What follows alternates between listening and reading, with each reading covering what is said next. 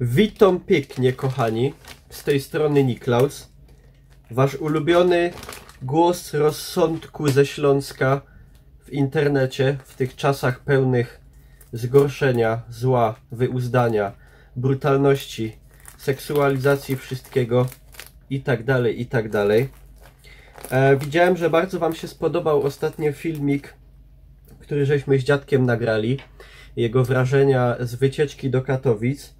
I wielu z was, ten filmik wam podrzucę, jakbyście go jeszcze nie widzieli, gdzieś tutaj na końcu, pod koniec się pojawi adnotacja. Wielu z was nagabywało też, żeby nagrać coś więcej jeszcze z dziadkiem. Ja mu przekazałem wszystkie wasze pozdrowienia i powiedziałem, że bardzo się podobało i na pewno coś jeszcze nagramy, jakiś temat się nawinie, może jak wyglądało dzieciństwo w tych dawnych, ciężkich czasach, coś jeszcze na pewno ponagrywamy. Bardzo się cieszę, że się to tak ciepło przyjęło. I dziadek też się cieszył.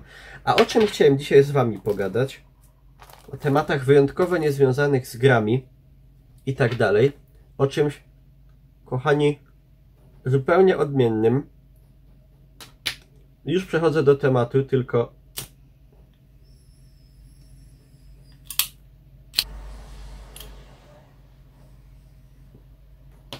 pyk na swai.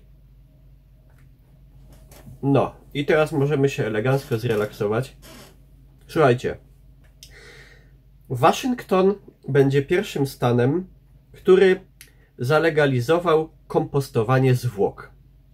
Kompostowanie zwłok, na pewno jak słyszycie ten termin, kojarzy się to jakoś wyjątkowo strasznie barbarzyńsko, nieludzko i generalnie konotację ma ze wszechmiar negatywną. Ja wam powiem, że jak pierwszy raz zobaczyłem ten termin, to też pomyślałem, że jest to coś zgoła raczej okrutnego, nieludzkiego.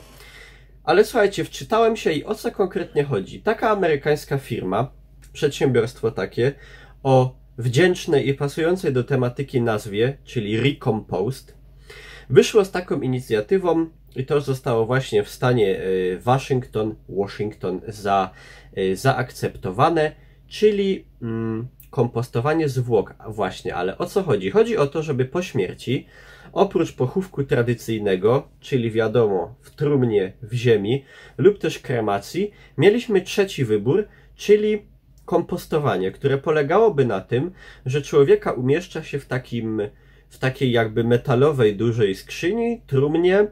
W tej skrzyni znajdują się mikroby, też taka roślina, która nazywa się lucerna, często występująca w Europie między innymi, jakieś deseczki, słoma, tam układa się człowieka, podnosi się temperaturę w tym pojemniku i przez 30 dni po prostu pod wpływem tej temperatury mikrobów i w połączeniu z tymi elementami, które się tam znajdują, ciało człowieka ulega po prostu rozłożeniu. Zamienia się w kompost, tak jak na przykład zamieniają się w kompost jakieś, prawda, martwe szczątki i szczątki organiczne w lesie, szczątki gdzieś zwierzątek, które padły, czy zostały zabite, po prostu się rozkładają, wnikają w glebę, stają się nawozem. To żeby coś takiego właśnie robić z ludźmi. No i potem ten kompost,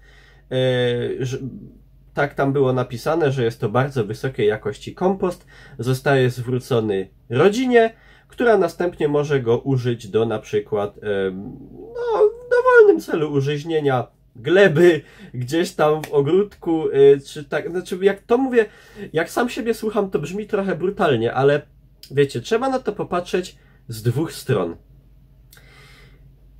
Argument jakby za jest taki, że generalnie jest to dość bardzo naturalne, że tak powiem, naturalny bieg wydarzeń z naszym ciałem po śmierci. W sensie nasze ciało tak jakby wraca do natury. Stajemy się nawozem, na którym następnie wyrasta nowe życie, roślinki i tak dalej. Także z tego punktu widzenia wydaje się to bardzo naturalne. W końcu tak się dzieje też, tak się rozkładają szczątki roślin, tak się rozkładają szczątki zwierzątek. Po prostu idą w glebę, na tym wyrasta coś nowego. Także jest to rzecz bardzo naturalna. Z drugiej strony, z takiego powiedzmy czysto ludzkiego, może chrześcijańskiego punktu widzenia, no to, że człowieka się zamienia na kompost, wiecie, nawóz do ziemi, to się wydaje jakieś takie nieludzkie, barbarzyńskie.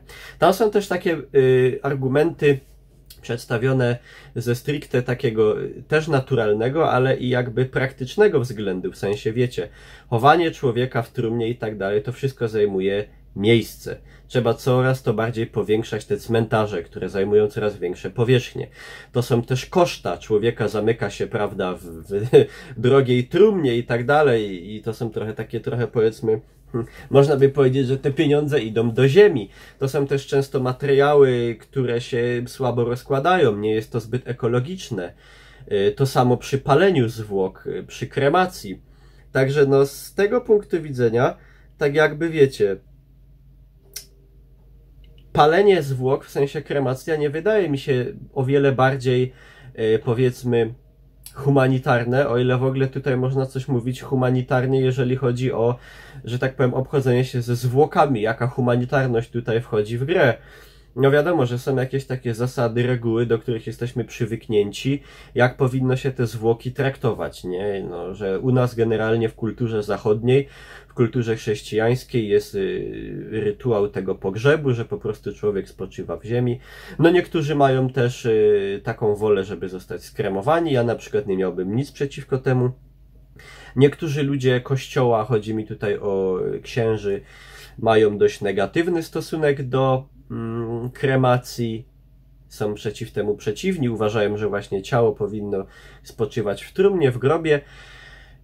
Ale wracając do tego kompostowania właśnie, ja powiem wam, że tak się nad tym zastanawiałem i to jest ciekawa sprawa, bo przemawiają do mnie te jakby argumenty za, mówiące o, że tak powiem, no naturalności tego, że człowiek generalnie idzie do ziemi, tak jak każda martwa materia i daje to też, może też zapoczątkować, dać też początek jakiemuś, prawda, nowemu życiu w postaci roślin i tak dalej.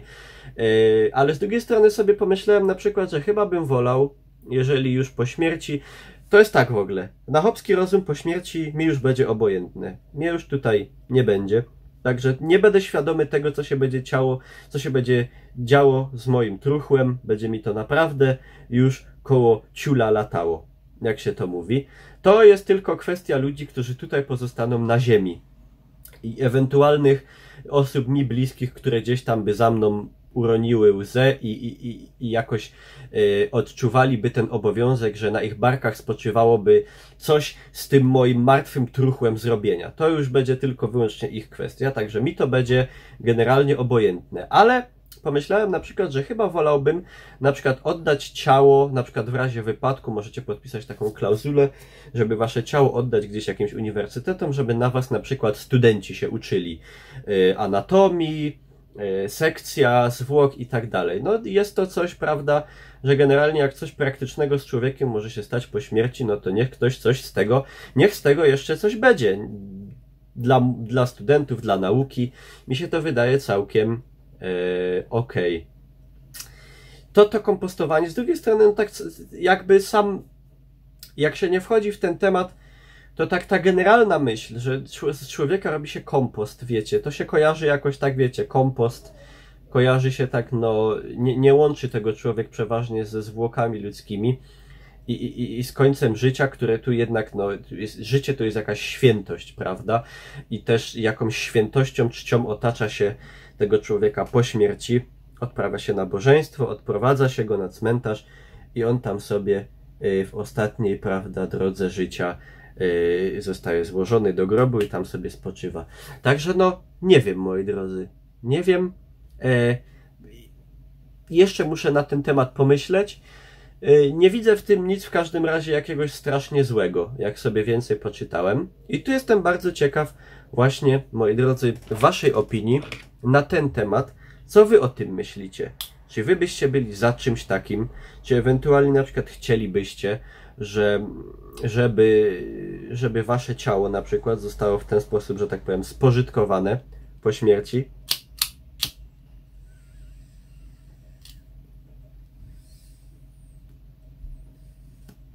temat ciężki, aczkolwiek chcąc nie chcąc każdego z nas dotykający, bo może to nie jest zbyt wesoła myśl, ale każdy z nas niestety prędzej czy później w tej ziemi lub w tej urnie spocznie. I to w sumie nie jest też nic szokującego. Myślę, każdy dorosły człowiek już z tym jest oswojony. I właśnie to jest ciekawa sprawa. Co potem byśmy chcieli, żeby z nami się stało? Także ja zostawiam wam pole do dyskusji. Pomyślcie, napiszcie, bardzo jestem ciekaw, jak wy na to patrzycie, bo zawsze fajnie jest szerzej spojrzeć na temat i poznać opinię większej liczby człowieka, co też pomaga w stworzeniu jakiejś własnej, prawda? Własnego zdania, własnego poglądu. Także dziękuję wam pięknie za uwagę. To byłem ja, Niklaus, z tej strony. Nadawałem z Bytomia na Górnym Śląsku i wam dziękuję, życzę miłego dnia i do zobaczenia. Pa, pa.